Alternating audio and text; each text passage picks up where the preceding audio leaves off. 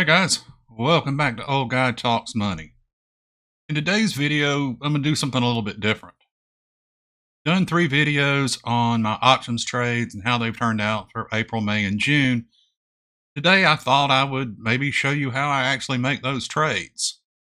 Disclaimer, not offering investment advice. That wouldn't be appropriate. Just trying to share maybe my thought process, how I do it. If this is something you're interested in, watch my videos, do your own research. Very important. Now, normally I would do this on Monday, but Monday I had a little medical procedure. Took a coat hanger, ran it up my leg, poked in my heart a couple times, sent me on my way. Monday and Tuesday I was recovering and probably not in the right frame of mind to be making investment trades.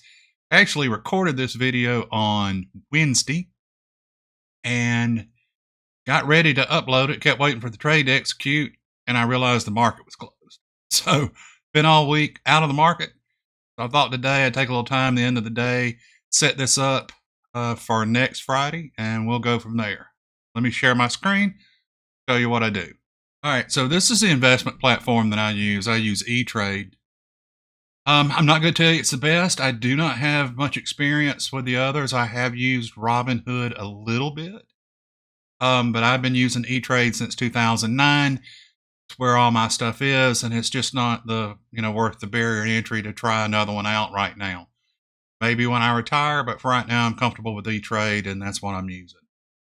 So the stocks that I have been trading most often this year have been SPY, which is an S&P 500 ETF, Truist TFC, which is a regional bank, and then QQQ, which is a NASDAQ 100 ETF. Okay, ETFs, exchange traded funds, they're designed to mirror the performance of that underlying market. So QQQ, here it is, currently trading at 496.23. So here's how I start. I pull up the stock and then I click on the options tab. Okay. Now, when I do this, a couple things I want to point out here, across here, these are the dates. Now the Qs, they trade daily. So you could say I could set this up for Monday or Tuesday. I want to go all the way out to the next Friday. I like the weekly trades. I'm not going to argue in favor one way or the other. This is kind of like what I do. Maybe when I retire, I'll do something different. But now I take a few minutes Monday morning, set the trade, let it roll all week. Okay. The other thing I want to do is I want to change this to show Greeks, and I'll show you why. Let's show 11 strikes. All right. And let's go to July 12th. All right, so why I wanted to see the Greeks is this number right here. This is the delta. Now, one of the definitions of delta is how much the price of the option moves based on movement in the stock price. But another definition is an approximation of the likelihood of the stock finishing in the money. So a lot of people say it this way. It's a chance of profitability of the option expiring worthless. In other words, it doesn't get exercised. You just get to keep the premium. So the higher this number gets, the more likelihood that it is going to get exercised. If you watch a lot of the videos, most people will say stay in the 20% range. That means there's an 80% chance that you just collect premium and the options expire worthless. Okay. I personally have been a little bit more aggressive lately, going with a little higher delta.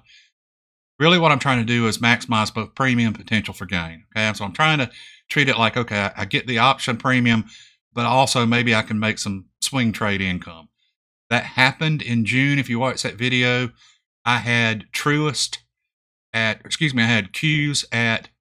a basis of 477 with a strike of 479. So I'm going to get the premium plus potential $2 a share. It did close at 479.11. So I did make that extra $400 for the last week of June. So just kind of the thought process that I've been going through. So when we look at this right now, this is the premium that you're going to collect.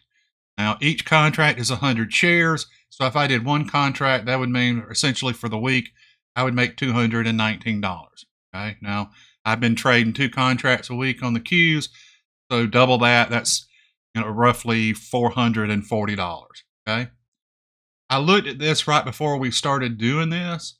I think I'm comfortable right in here 37 Delta at 493. Now again, might be a little bit aggressive, but I'm going to make about $500 for the week. I wish I could tell you this was more science than art. I'm sure there are some heavy mathematicians who would swear it is.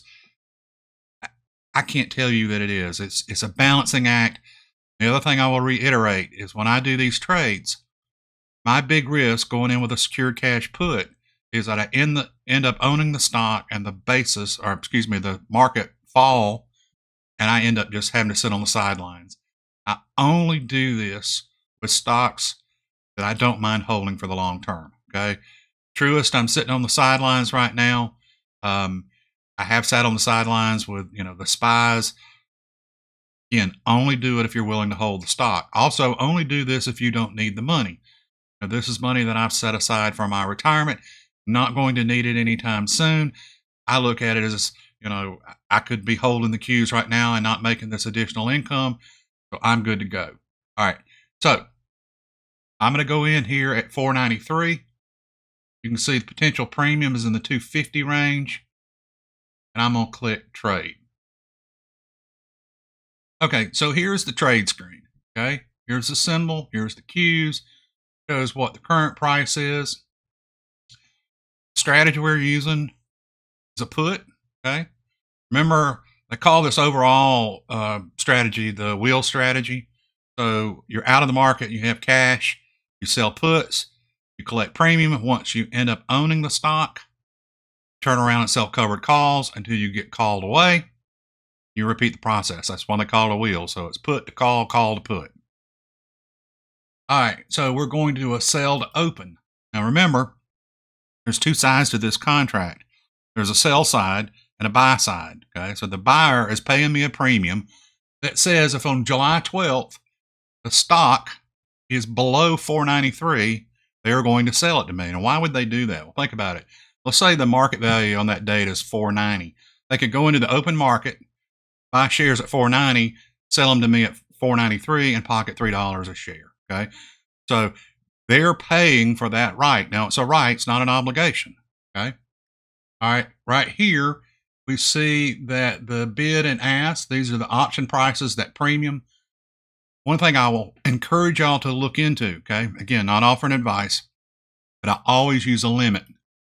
The reason I use a limit is this is a price that I'm going to set that the trade will not close at if it's below. Okay. And the reason I do this is there's a lot of volatility and these prices can change pretty drastically, pretty quickly. And if you just, use a limit or don't use a limit, use a market, the price could go down lower than you were comfortable with.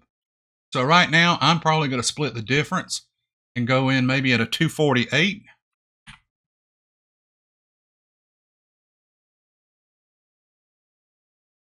And I'm going to change this quantity to a 2. Find the back button.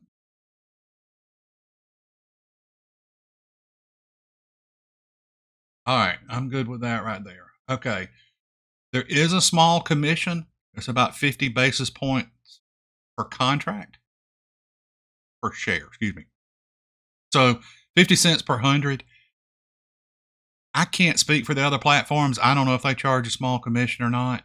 E-Trade, it's 65 basis points for the first 15 trades of the quarter. Once you hit that, they lower it to 50. Okay, so I've actually gone down because I made 15 last quarter. All right, so I'm going to hit preview the order. So guys, that's just about the gist of it. I will tell you I checked, and that trade to get executed, you remember I set a limit at 248. It actually closed at 252. So it picked up about 4 cents per share. That's not bad. That's also why it's important that you do that limit, because that could have gone the other way on me. And again, you want to make sure you don't go lower than you are comfortable with. Last disclaimer again, I am not offering investment advice. I think there's power in all of us sharing what we've learned or what we're doing, how we're doing it, so that if people are interested in it, they can do their own research, make informed decisions, and then maybe try it out for themselves. I started this last year kind of as just a test.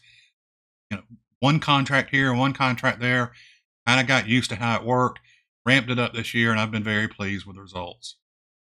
So I hope y'all found this educational, maybe a little entertaining.